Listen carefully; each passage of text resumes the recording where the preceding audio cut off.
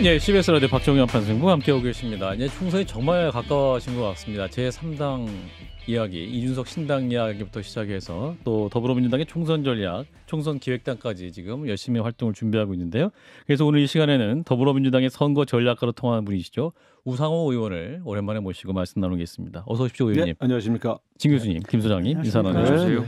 오랜만에 나와주셨습니다. 네, 제가 좀 책 쓴다고 그래가지고 몇 개월을 계속 집필 작업을 하다가 거의 방송은 출연을 안 했죠. 이게 좀 처음 나오는 것 같은데. 무슨 책을 쓰셨어요? 아니 이제 국회의원 생활 마감하면서 예. 의외로 민주당의 역사를 모르는 분이 많아요. 당원과 또 여러 전문가들이. 그래서 제가 체험한 역사를 좀 정리하고 있는 중입니다. 아직 완성 안 되신 거군요. 초고는 다 썼는데 예. 출판사랑 상의하는 과정에서 조금 손을 좀 더 봐야 되겠다 그래서. 그 책 나오면 또 모시도록 하겠습니다. 네네. 내년쯤에는. 네. 내년. 그럼 그 전에 또 나오셔야 되기 때문에.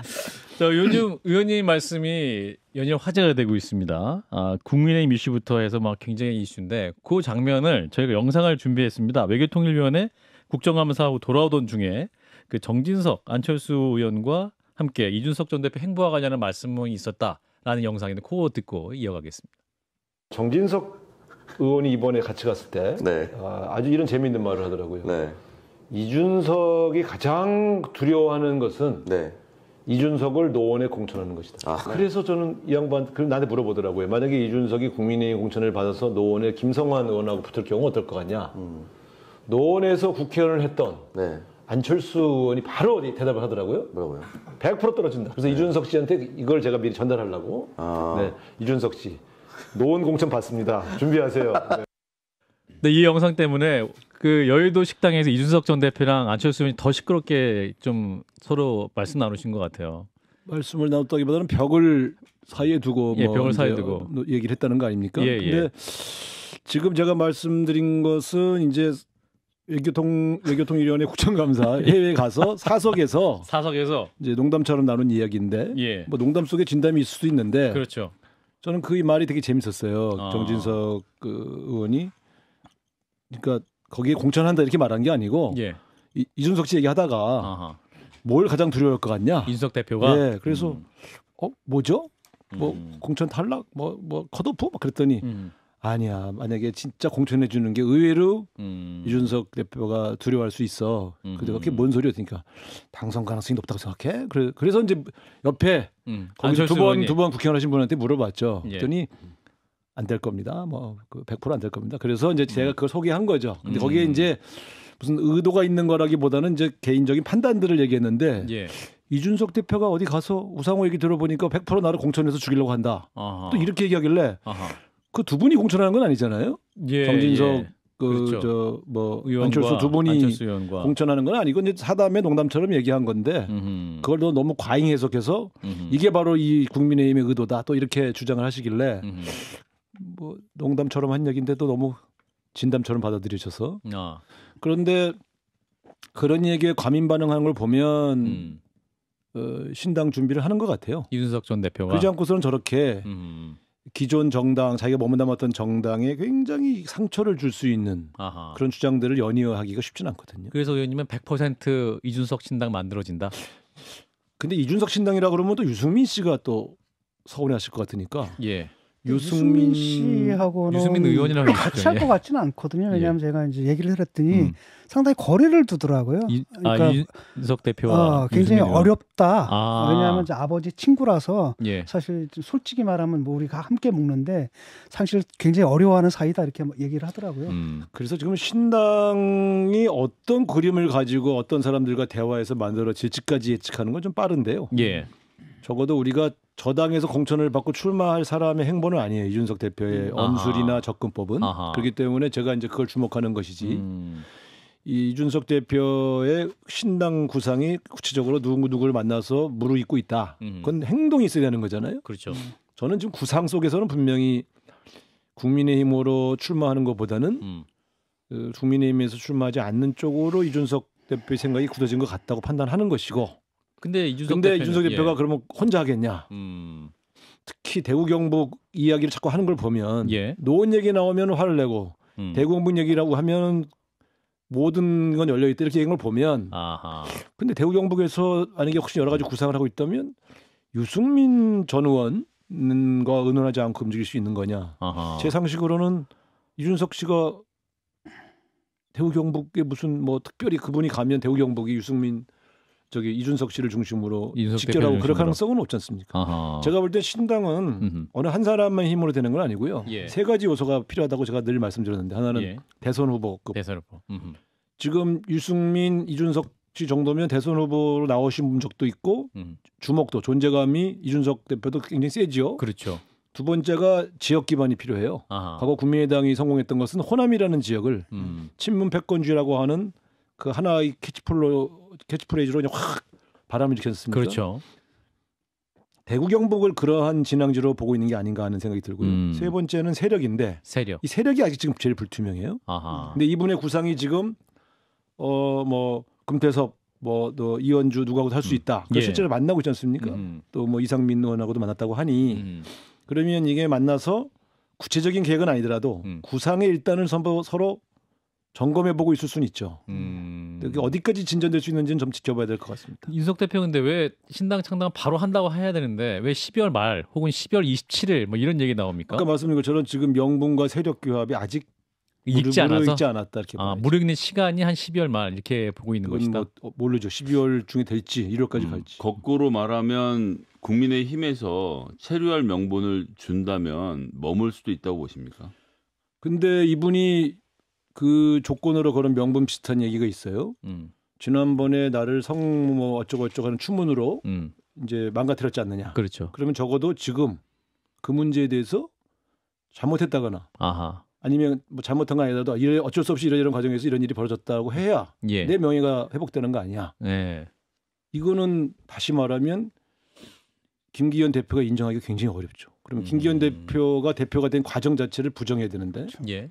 상대방이 받기 어려운 카드를 던지고 있는 건 제가 볼 때는 파토내는 거죠. 저는 뭐 다른 구상이 있기 때문이다. 그러니까 이 당에 들어서 하고 싶은데 최소한의 명분을 달라는 수준이면 저렇게 얘기하지 않습니다. 그런 측면에서 저는 이미 루비콘 공을 건넌 것 같다 이렇게 판단합니다. 거기서 하나 더 궁금한 건 그러니까 이준석 대표가 앞으로도 계속 정치를 할 생각일 거고 네. 뭐 최종적인 목표는 대권 주자로 나아가려고 할 텐데 기존에 있는 국민의힘과 지지 세력을 다 밀어내고도 본인이 새롭게 창출하는 그룹만으로 그런 활동들이 가능할까요?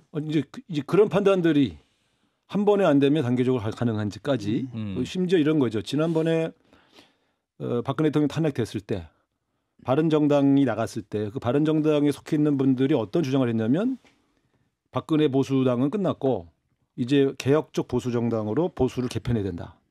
근데 결국 실패했지 않습니까? 결국 예. 다시 들어와서 다시 시작했죠. 이분들에게 지금 윤석열 대통령을 중심으로 한 보수 정당은 사실 보수 안에서도 일부 버림받고 있다 이런 판단을 할 수 있고 그런 측면에서 보수 개혁 정당으로 기존의 정당을 개편하는 작업을 시작하자 이런 고민을 할 수 있죠. 근데 그게 이제 현실 정치에서 과연 특히 총선이라고 하는 그 시기를 거치면서 과연 지속 가능할 건지 아니면 지난번처럼 총선을 앞두고 바른정당 소속했던 분들이 김무성 대표부터 철수하듯이 이렇게 쭉 다시 돌아가서 소수만 남아서 할 수 없이 다시 돌아갈지 이것은 한번 경험을 해봤지 않습니까? 그러니까 제가 말씀드린 건 100%는 없는데 예. 적어도 이준석 대표의 행보에는 신당 창당이 아니면 해명할 수 없는 행보를 갖고 있는 것이다라는 걸 보는 거고 그게 어느 정도의 규모로 어느 정도의 세력을 만들어서 어떻게 현실화될 거냐의 문제는 앞으로 지켜봐야 된다 이런 거죠. 오늘 대통령이 박근혜 전 대통령을 대구에 가서 만났습니다. 그 박정희 전 대통령 추도식 참석한 11일 만에 또 만난 거고 오늘 또 그 자리에서 박정희 시절 배울 점을 국정에 반영하겠다.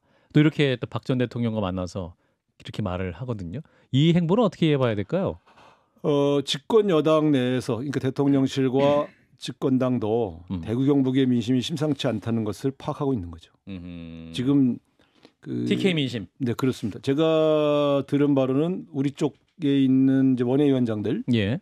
중에서 열심히 뛰고 있는 분들 얘기를 좀 들어보면 대구 경북에서 정치를 하면서 선거 한두 번 나가고 뛰었던 경험 중에 지금이 가장 윤석열 대통령에 대해서 TK가 비판적이다. 그런 얘기들을 많이 해요. 그걸 근데 우리 지역 우리 당 소속의 정치인들도 그런 얘기를 할 때 그 지역에서 뛰고 있는 현역 의원들이나 국민의힘 의원들이나 또 거기 민심을 중요시하는 대통령실이 그걸 모를 리가 있겠습니까? 아하. 잦은 TK 방문은 TK에서 뚫려서 유승민 대표 혹은 이준석 전 대표들에 의해서 만들어질 수 있는 제3신당의 가능성을 차단하겠다는 그리고 그런 의도가 있는 걸로 보여지고 그 의도의 핵심은 박근혜 대통령을 자주 찾아뵙고 아하. 그런 뉴스를 전달해주는 예, 그래서 저는 그런 의도가 있다고 보고요. 현직 대통령이 자기가 수사해서 감옥에 넣었던 전직 대통령을 저렇게 자주 보는 것은 그만큼 급해졌다. 그만큼 이렇게 볼 수 급해졌다. 있죠. 아하, 그런 방증이다. 자, 이제 이준석 신당에 대해서 비명계 민주당 의원들의 합류 가능성에 대해서는 의원님이 강하게 말씀하셨죠. 네. 개똥 같은 소리다. 제가 할 수 있는 가장 극단적인 표현, 이제 개똥인데. 예. 저는 우리 당 소속의 비명계 의원들이라고 했기 때문에 예. 복수로 말했고 세력으로 보이잖아요. 그렇게 세력이 이동해서 이준석 대표 밑에 가서 밑에 가서가 중요합니다. 밑에 가서 그렇게 할 리가 없다. 네. 이 비명계 의원들도 사석에서 만나면 이준석 대표 계속 비웃거든요. 아 네. 그래요. 그래서 제가 볼 땐 그럴 리는 없고 이제 이상민 의원이 이제 이준석 씨 만났다고 하는 것 때문에 예. 조금 더 커지긴 하겠습니다만 저는 우리 당에서 이준석 대표가 만나자고 그래서 만나줄 수 있는 사람은 이상민 의원 한 분뿐이라고 봅니다.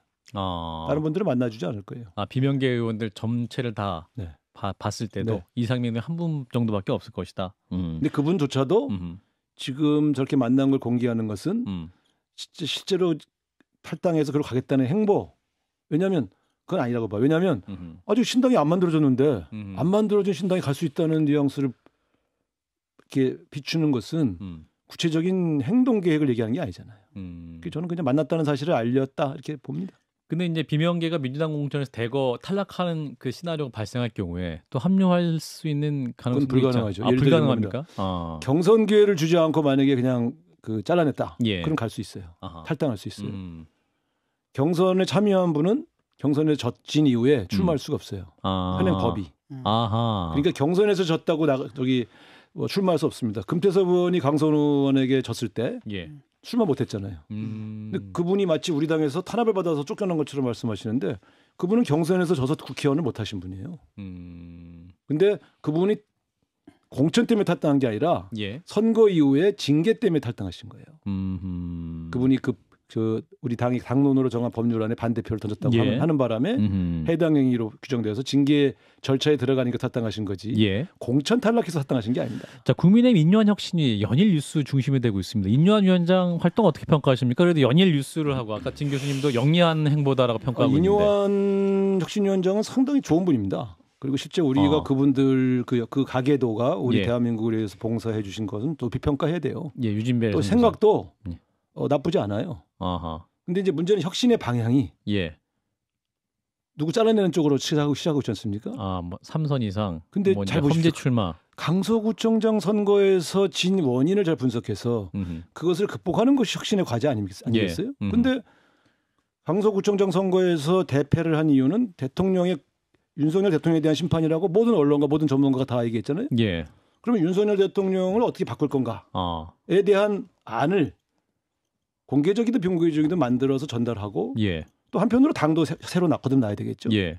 근데 선거에서 심판받은 원인을 안 건드리고 다선 의원들만 어떻게 거취를 결정하게 하려고 하는 이 행보는 과연 그게 혁신의 내용이 되는 게 맞냐 하는 점에서 저는 이분 자체에 대해서는 저는 비판할 생각이 없는데 예.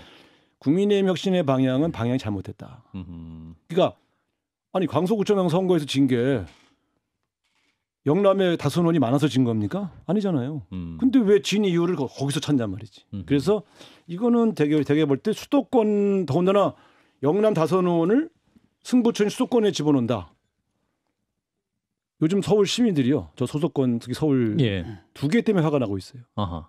아니 왜 영남에서 자기들이 공천 줄 수 없는 사람을 서울에 보낸데 두 번째 예. 왜 서울 시민들이 반대하는데 김포를 편입한데 이 두 개는 서울 공약이라고 하는 측면에서 보면 굉장히 큰 실수를 하고 있는 거예요.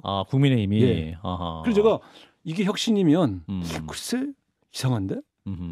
근데 그 인요한 위원장이 아마 이 전에 네. 혁신위원장이 되기 직전에는 서대문 의원님 지금 지역구죠. 네. 거기에 국민의힘 쪽 후보로 영입을 하려고 했다 이런 얘기도 있던데. 영입이 아니고 지역 활동을 하셨어요. 지역 활동이. 제가 저기 행사장에 갔더니 계셨어요? 이뇨 선생이 와 계신 거예요. 그래서 아니 웬일이세요? 그랬더니 네 제가 왔습니다.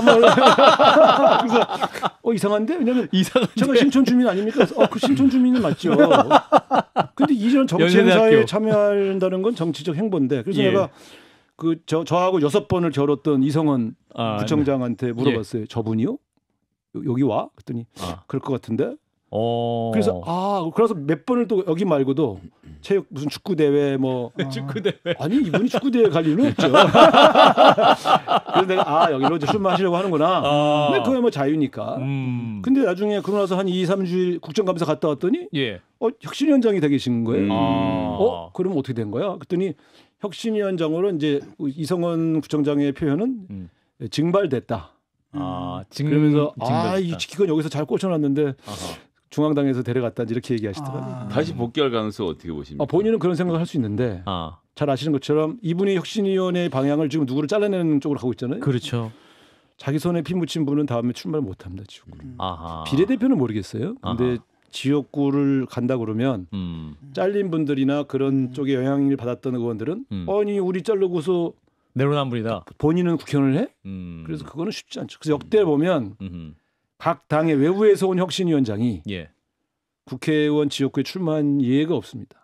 전부 이런 사연 때문에. 근데 우리 지금은 이제 잘릴 거라고 전제를 하고 얘기를 하고 있는데 실제로는 그 영남의 그 중진들 그다음에 이른바 윤핵관들 이런 사람들이 순순히 물러나겠습니까?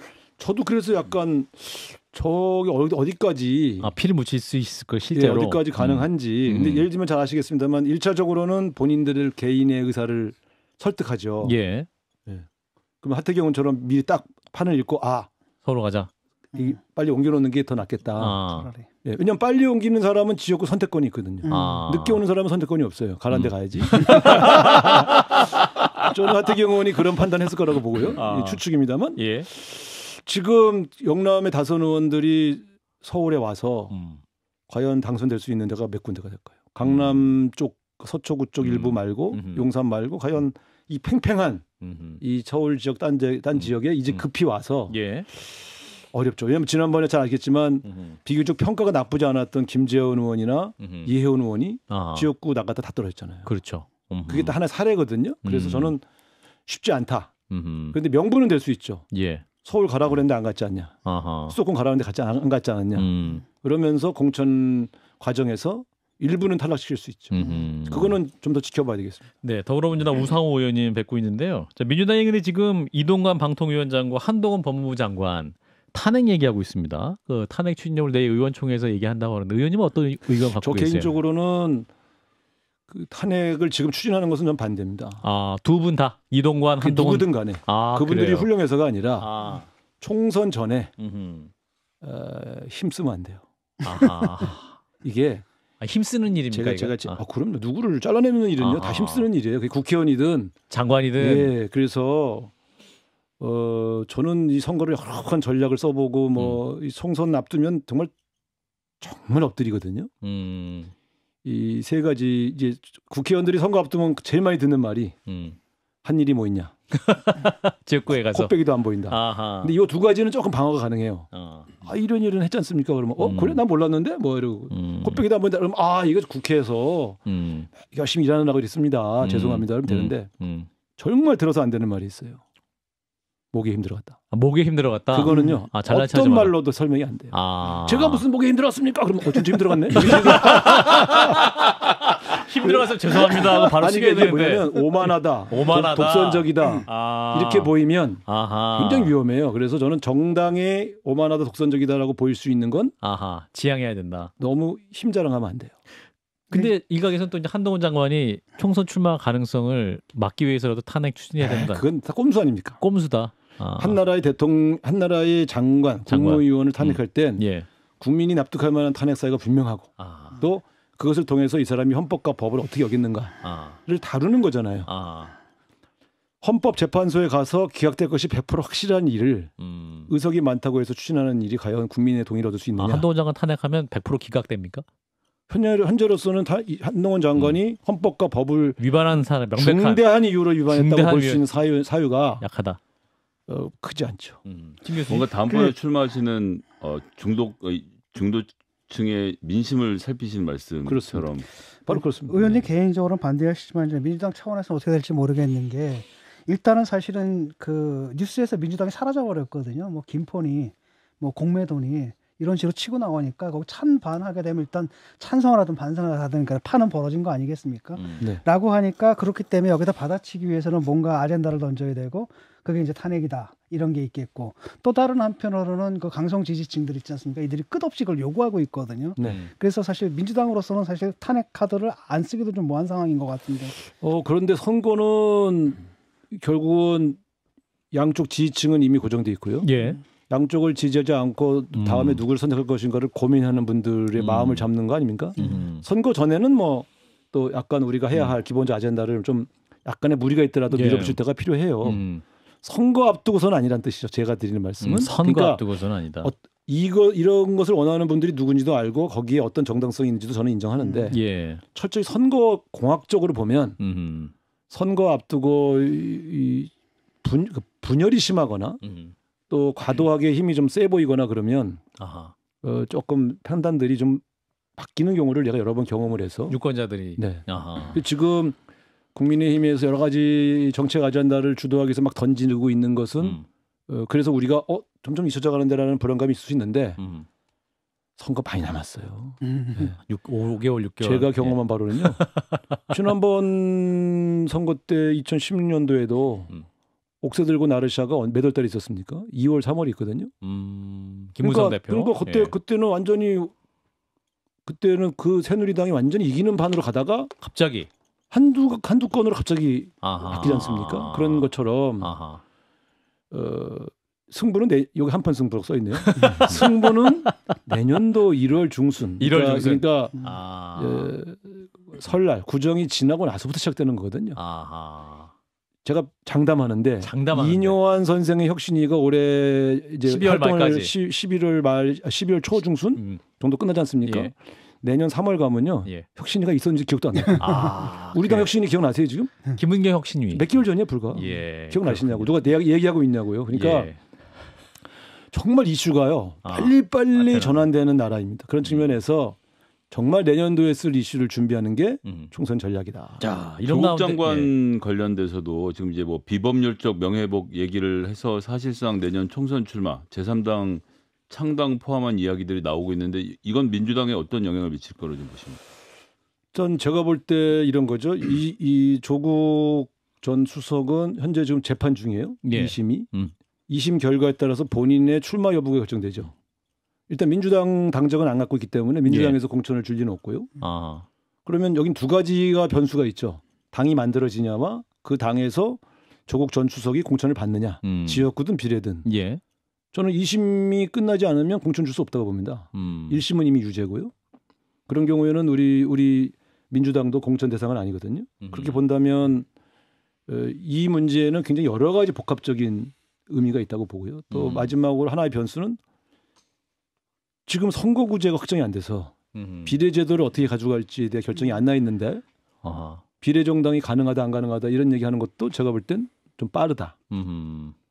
그래서 이것을 지금 먼저 우리가 판단하기에는 너무 많은 변수들이 있다. 조국 전 수석의 거치만 놓고 본다면. 그다음에 조국 전 수석을 설득해서 비례정당을 만들고 싶어하는 사람들이 분명히 있을 텐데 네. 그것도 선거구제가 어떻게 되는 선거법에서 비례제가 연동형으로 갈지 준연동으로 갈지 예. 권역별 비례를 전제로 한 병립형으로 갈지 아직 확정되지 않았거든요. 그런 측면에서는 변수가 너무 많죠. 근데 국민의힘이 병립형을 엄청 강하게 주장하면서 민주당도 사실상 동조한 거 아니냐 이런 좀 분석도 나오기 시작하던데요. 그건 이제 선거법 언제쯤 정해질까요? 어쨌든 지금 제가 알기로는 예비 후보 등록 전에는 여야가 합의하자는 정도의 공감대는 있는 것으로 알고 있습니다. 예비 후보 등록이 12월. 네. 예, 그 전에는 왜냐하면 예비 후보 등록을 선거구로 확정해주지 않으면 어느 선거구에 등록을 해야 될지를 지난 선거 때도 한 40일 남겨놓고 됐었던 거 그랬었죠. 그렇죠. 지난번은 왜냐하면 패수 출액이 걸려 있어서 물리적으로 그건 여야 합의를 떠나서 패수 출액이 완료된 날로 처리를 해야만 돼서 생긴 일이었죠. 자, 마지막으로 한 30초 남았는데, 자, 민주당 총선기획단 출범했지 않습니까? 어떤 기대 갖고 계십니까? 일단 총선기획단은 실무단이기 때문에요. 예. 너무 총선기획단의 구성에 그렇게 많이 신경 쓰실 필요는 없어요. 아, 그렇습니까? 예. 총선기획단은 기본안을 만드는 데지 기본안을 만든다. 여기서 뭘 결정하는 단위는 아니니까. 아하. 그러나 어차피 어느 당이든 총선기획단의 핵심은 사무총장과 주요 보직자들이 중심이 돼서 하는 거니까 예. 어떤 안이 나오는지 좀 지켜보고 평가하는 게 맞다. 예. 이렇게 봅니다. 알겠습니다. 자, 책을 준비하고 있는 우상호 의원님 뵙고 있는데요. 이제 책 완결되면 또 이 자리에서 모시도록 하겠습니다. 내년에. 아닙니다. 연말에 다시 뵈시도록 하겠습니다. 더불어민주당 우상호 의원님 고맙습니다. 네, 감사합니다. 좋아요. 구독. 알림 설정.